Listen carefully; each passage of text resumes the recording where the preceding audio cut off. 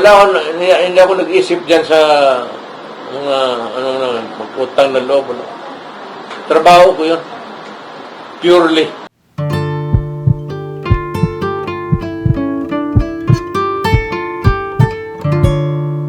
Alam mo, yung pagpalibing ko kay Marcos, I was not thinking of the family. And I was not even expecting anything, even a word, good or bad. Ang akin lang question doon is, I was a president and I was faced with this dilemma. There was this opposition na ayaw talaga. So, ang aking refuge was to go legal.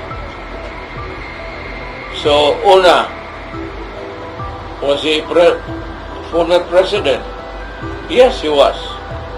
Second, was he a war veteran? He was.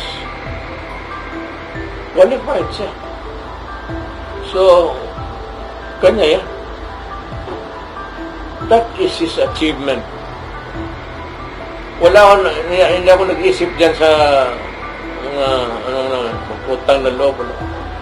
Trabaho ko yun. Purely. No expectations ako dyan.